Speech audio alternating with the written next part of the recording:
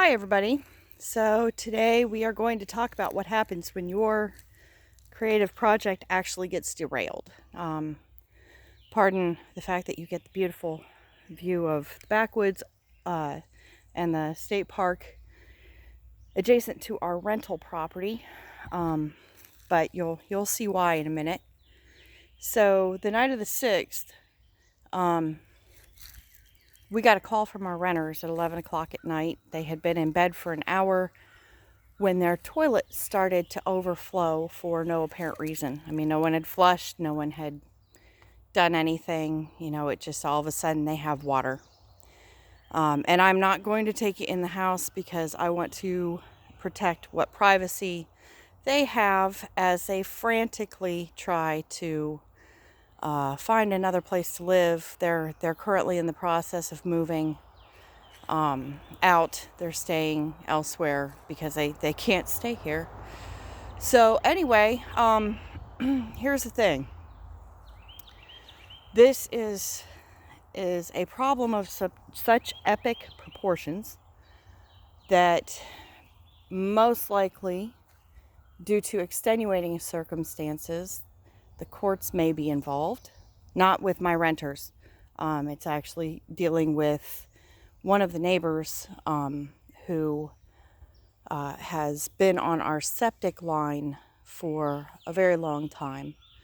I hope it does not get to that point. I really do hope that it does not get to that point. But like I said, extenuating circumstances in this are in there, and I don't want to go into that.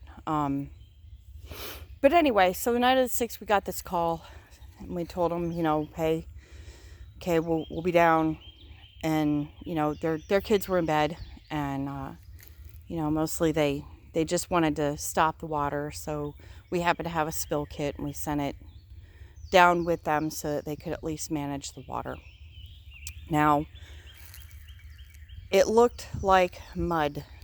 And when they went to try, or when later on down the road, when I saw it and when the plumber saw it, we actually believed that it was mud in their toilet and in the bottom of the bathtub, because it did not smell like septic. It did not, it wasn't blatantly from the septic line. So, it smelled kind of earthy, with the hint of ick. So our plumber suggested that first, since I don't know if you have a septic system, but there is a drainage bed involved in a septic system. And since ours was at least 28 years old, he said, and it's been raining here a lot. It's been just nothing but rain. This is a beautiful day out today, but this has not been the norm. So he first suggested, okay, new leach bed. Maybe, it's holding too much water. It's backing up through the system. Let's turn around now. So there's the result of putting in our new leach bed. That is a pipe that actually came out of the old leach bed leading from the septic tank. The mud is actually too wet for me to go in there and retrieve it and get it out and all that.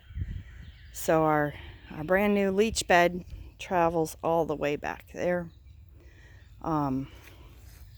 Unfortunately, the ground is still very saturated. I'm not sure if you can tell, but that is the opening to the vent line, and behind it is the lid for the septic, or in there is the lid for the septic tank. And as you can see, even though we had it pumped the day after the leach bed was done, and we had it pumped a year ago, with all the groundwater and everything, we have an entire hole, and that's a fairly deep hole there that is completely full of water because the new drain field is already full.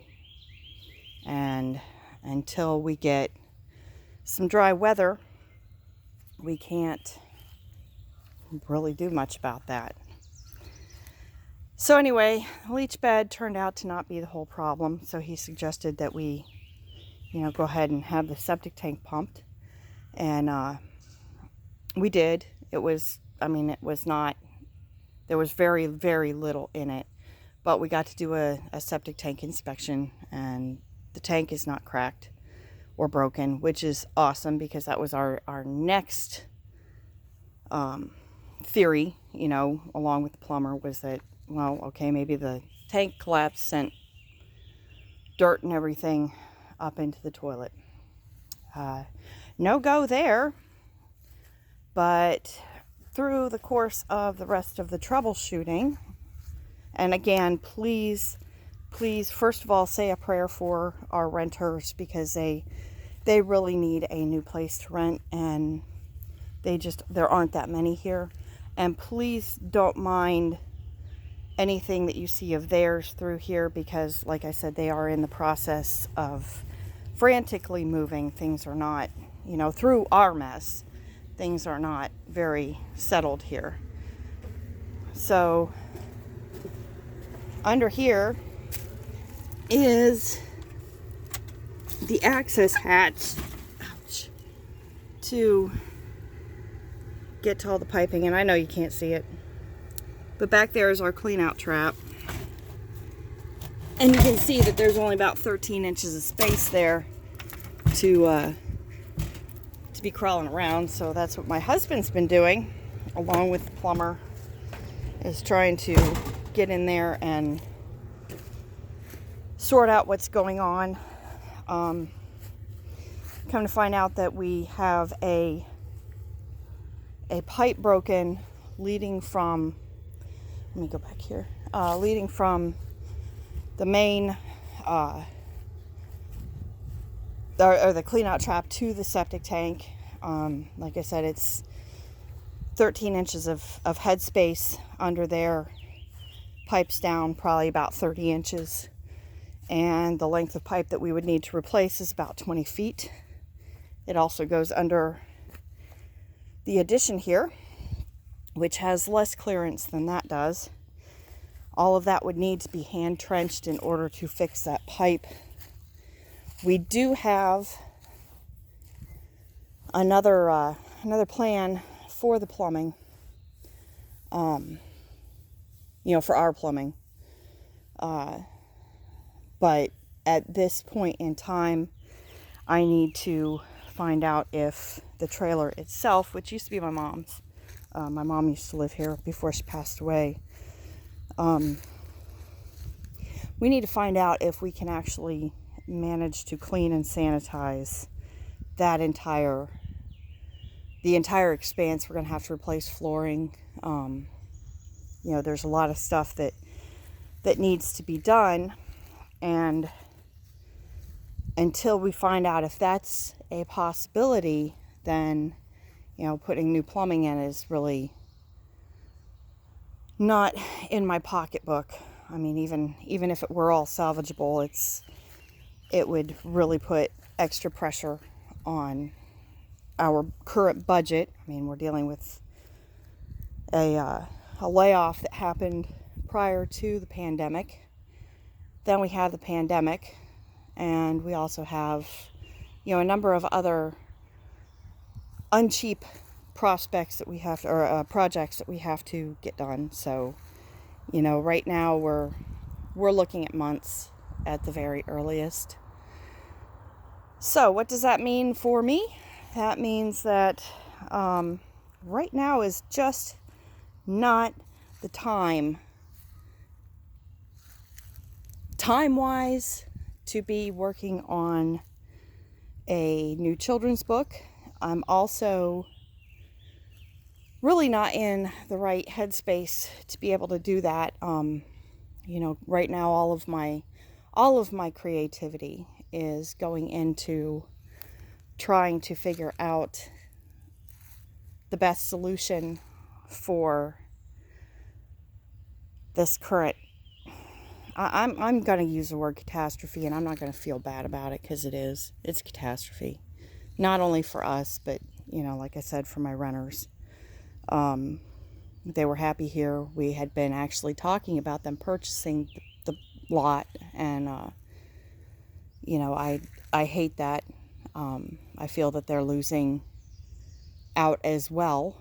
Um, plus they're in a rush. Two small kids, and they're both essential workers, so their time is not great right now. So anyway, what do you do when your creative project has to be put on the back burner? And mostly what you do is you take a deep breath and you let it out slowly, and you keep everything that you have going with your project together, and you set it somewhere safe, because nothing lasts forever.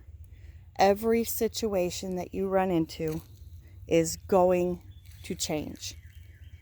And this one will too, as will everything else that I have on my plate right now, and that my husband has on his plate and everything. But for now, I am going to put everything into, an area where I know it will be safe.